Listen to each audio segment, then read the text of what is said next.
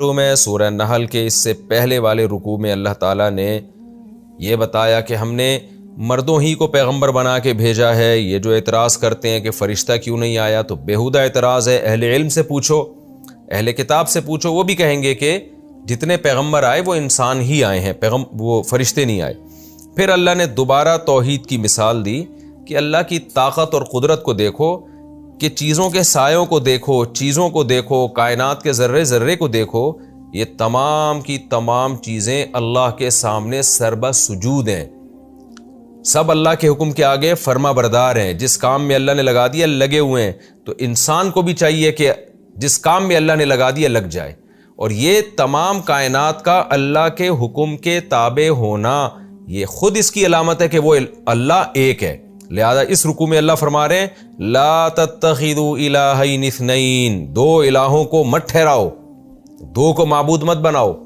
یہ پوری کائنات ایک ہی خدا کے سامنے سجدہ کر رہی ہے، دو نہیں ہو سکتے، ورنہ کچھ ایک کی مان کے چل رہے ہوتے، کچھ دوسرے کی مان کے چل رہے ہوتے، تو اس میں نظام میں ٹکراؤ ہو جاتا۔ تو یہ پوری کائنات سائے کیسے ترتیب سے سمٹ رہے ہیں، تو یہ پوری کائنات کا ذرہ ذرہ بتا رہا ہے کہ ہمیں چلانے والا، ہمارے نظام کو سنبھالنے والی ایک طاقت ہے، ایک طاقت ہے، وہ دو نہیں ہے۔ اس لیے اللہ نے فرمایا کہ اللہ کہتا ہے، کس سے کہتا ہے؟ یعنی مخلوق سے اور پیغمبروں سے، مخلوق سے پیغمبروں کے ذریعے اور پیغمبروں سے براہ راست کہتا ہے لا تتخذوا الہین اثنین، دو الہ مت ٹھہراؤ۔ اس سے دلالت النص سے پتہ چلتا ہے کہ جب دو ٹھہرانا جائز نہیں ہے تو دو سے زیادہ تو بطریق اولا ناجائز ہے۔ دیکھیں ایک اصطلاح یاد کر لیں، دلالت النص۔ آج کل جو نئے نئے مجتہدین آ رہے ہیں نا، یہ فقہی اصطلاحات سے واقف نہیں ہوتے، تو بہت سی جگہوں پہ یہ قرآن و سنت کی غلط تشریح کر رہے ہوتے ہیں۔ دلالت النص کہتے ہیں ایک حکم قرآن میں یا حدیث میں واضح نہیں ہے، لیکن تھوڑی سی بھی عقل رکھنے والا سمجھ جائے گا کہ جب یہ ناجائز ہے تو اس سے اوپر کی چیز تو بطریق اولا ناجائز ہوگی۔ اس کی مثال میں بار بار دیتا ہوں کہ وَلَا تَقُلْ لَهُمَا اُفٍّ، اللہ فرماتے ہیں ماں باپ کو اف مت کرو۔ تو کیا مطلب؟ جب اف جیسا ہلکا لفظ بھی ان کو تکلیف دینے کے لیے استعمال نہیں کیا جا سکتا، تو مارنا، گالیاں دینا، یہ تو بطریق اولا حرام ہے، اور یہ اسی آیت سے پتہ چل رہا ہے۔ اب کوئی کہے کہ ماں باپ کو برا بلا کہنا، مارنا، پیٹنا، معاذ اللہ، اس کا اس آیت میں کوئی تذکرہ نہیں ہے، یہ دوسرے دلائل سے ثابت ہے کہ یہ ناجائز ہے۔ قرآن و حدیث میں دوسرے مقامات پہ ہم کہیں گے نہ دوسرے مقامات پہ بھی، اور خود اس آیت سے بھی ثابت ہے، اور 100% اس آیت سے ثابت ہے جس میں آتا ہے کہ لا تقل لہما اف۔ تو اس میں صرف اف کا تذکرہ نہیں ہے، اس میں اف سے اوپر کی تمام چیزیں خود بخود داخل ہیں۔ تو اس کو دلالت النص کہتے ہیں کہ آیت بطریق اولا واضح طور پر بیان کر رہی ہے کہ جب یہ حرام ہے تو وہ بطریق اولا حرام ہے۔ تو یہاں بھی ایسا ہی ہے کہ جب دو معبود اللہ کو پسند نہیں ہے، دو کو معبود بنانا، دو معبود ہوتے تو نظام عالم تباہ ہو جاتا، تو دو سے زیادہ تو بطریق اولا، پھر تو بڑی بڑی جنگیں ہوتی۔ تو اس لیے اللہ نے فرمایا کہ دو کو معبود مت بناؤ، یعنی دو یا دو سے زیادہ کو۔ انما ہوا الہ واحد، بے شک وہ صرف ایک ہی معبود ہے، فَإِيَّايَ فَارْهَبُونَ، پس مجھی سے ڈرو۔ اللہ کی کیسی رحمت ہے، اللہ ہمیں خود کہہ رہے ہیں کہ مجھ سے ڈرو، حالانکہ اللہ کو تو یہ بتانے کی ضرورت ہی نہیں ہے۔ کوئی بہت بڑا بادشاہ ہوتا ہے، کوئی پاورفل ہوتا ہے، وہ لوگوں کو نہیں بتاتا، لوگ اس کی جو طاقت اور قوت دیکھ کے خود ہی ڈر رہے ہوتے ہیں اس سے، بلکہ یہ معیوب سمجھا جاتا ہے کہ کوئی محلے کا بدماش ہو اور وہ آپ کو کہہ رہا ہو کہ آپ مجھ سے ڈریں۔ لوگ کہتے ہیں یار اس کا مطلب یہ ہمیں حکم دے رہا ہے کہ ہم ڈریں، یعنی اس میں گویا پاور نہیں ہے، یہ ترغیب دے رہا ہے ہمیں۔ اس میں طاقت ہوتی تو اس کو کہنے کی ضرورت ہی نہ ہوتی، لوگ خود بخود ڈر رہے ہوتے۔ اب سوال پیدا ہوتا ہے پھر اللہ کیوں کہہ رہا ہے؟ تو اللہ اس لیے کہہ رہا ہے کہ اللہ کی ذات چھپی ہوئی ہے، غور و فکر آپ اس کائنات میں کریں گے تو اللہ کی طاقت کا یقین آئے گا، پھر آپ اللہ سے ڈریں گے۔ اگر غور و فکر نہیں کریں گے تو غفلت میں آپ کی زندگی ختم ہو جائے گی، پھر آپ اللہ سے نہ ڈریں گے اور نہ اس کے خوف کی وجہ سے گناہ چھوڑیں گے۔ اس لیے اللہ نے کہا کہ مجھ سے ڈرو۔ اور میں بار بار یہ بات بتاتا ہوں کہ جب اللہ کہتے ہیں نا مجھ سے ڈرو، تو حقیقت یہ ہے کہ اللہ کوئی ڈرنے کی چیز نہیں ہے، اصل میں تو اللہ محبت کرنے کی چیز ہے۔ جو ذات ہے نا اللہ تعالیٰ کی، وہ اس قابل ہے کہ اس سے محبت کی جائے۔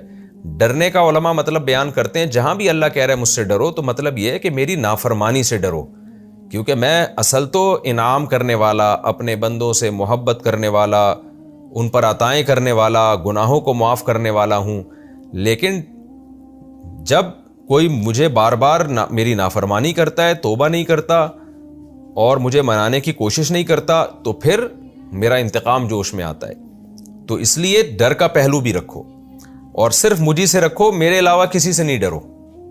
میرے علاوہ کسی سے نہ ڈرنے کا مطلب بھی یہ ہے کہ جہاں میرا حکم آ رہا ہو، پھر اس حکم کے مقابلے میں کوئی اس قابل نہیں ہے کہ ڈرا جائے۔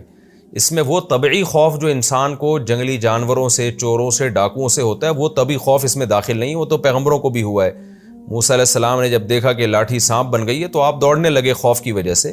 تو یہ طبعی چیز ہے، یہ اس آیت کے مفہوم میں داخل نہیں ہے۔ یہاں ڈر سے وہ ڈر مراد ہے جو معبود کا خوف، معبود والا خوف، کہ وہ اسباب سے ہٹ کے سب کچھ کر سکتا ہے، ہمیں نقصان پہنچا سکتا ہے۔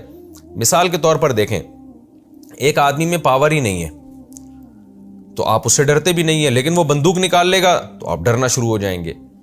تو یہ ڈر نیچرل ہے، اس کی اس آیت میں نفی نہیں ہے۔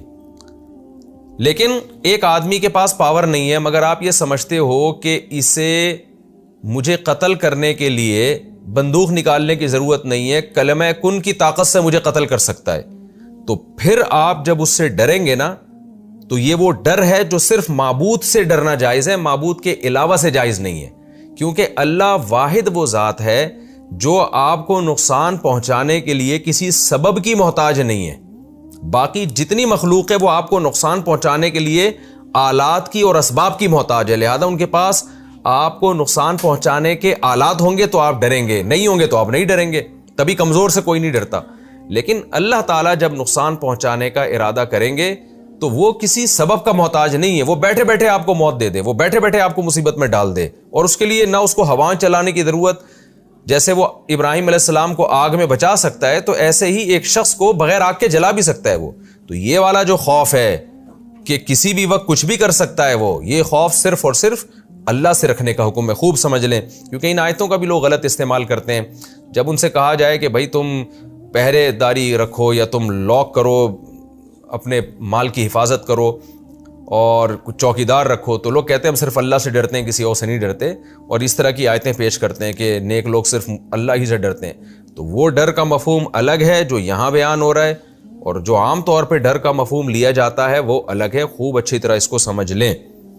آگے اللہ فرماتے ہیں وَلَهُ مَا فِي السَّمَاوَاتِ وَمَا فِي الْأَرْضِ، اسی کے لیے ہے جو کچھ آسمانوں میں اور جو کچھ زمین میں، وَلَهُ الدِّينُ وَاصِبًا، اور اطاعت لازمی طور پر صرف اسی کا حق ہے اور اسی کے ساتھ چمٹی ہوئی ہے ہمیشہ کے لیے۔ تو صرف اسی کی اطاعت ہوگی، کسی اور کی اگر اطاعت ہوگی تو اس کی اجازت کی بات ہوگی، اس کی پرمیشن کے بعد ہوگی، اور اللہ کی اطاعت اور غیر کی اطاعت ٹکرا رہی ہوگی تو پھر غیر کی اطاعت نہیں کی جائے گی، اللہ کی جائے گی۔ افغیر اللہ تتقون، تو اس کے بعد بھی کیا تم اللہ کے